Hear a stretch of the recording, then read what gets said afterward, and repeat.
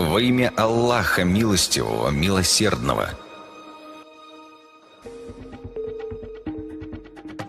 Слово «день» «яум» в Коране используется в единственном числе 365 раз.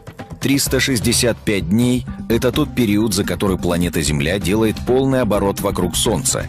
Или иными словами, за один оборот вокруг Солнца Земля делает 365 оборотов вокруг собственной оси.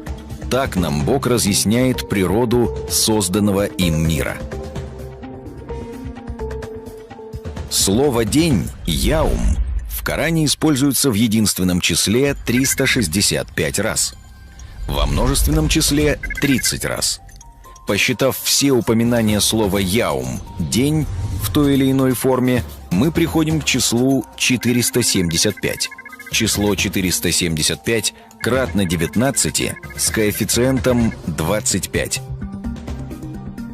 Именно за 25 суток экваториальные области Солнца совершают полный оборот.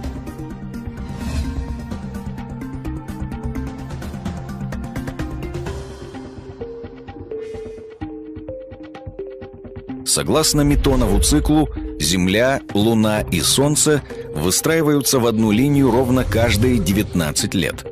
То есть, если во временном моменте зафиксировать любое положение Солнца, Земли и Луны по отношению друг к другу, то точно такое же явление мы сможем наблюдать ровно через 19 земных лет или 475 солнечных дней.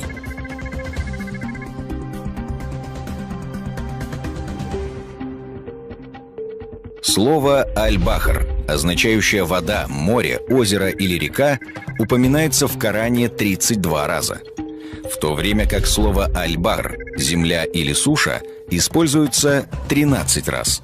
Если разделим 13 на 32, то получим пропорцию слов «вода» и «суша», равную земной пропорции воды и суши на ней.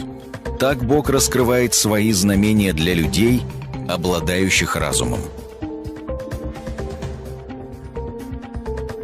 Земля делает полный оборот вокруг Солнца за 365 дней. За этот же период времени Луна, единственный естественный спутник Земли, делает вокруг нее 12 оборотов. В Коране говорится, что число месяцев – 12. Воистину, число месяцев у Бога – 12.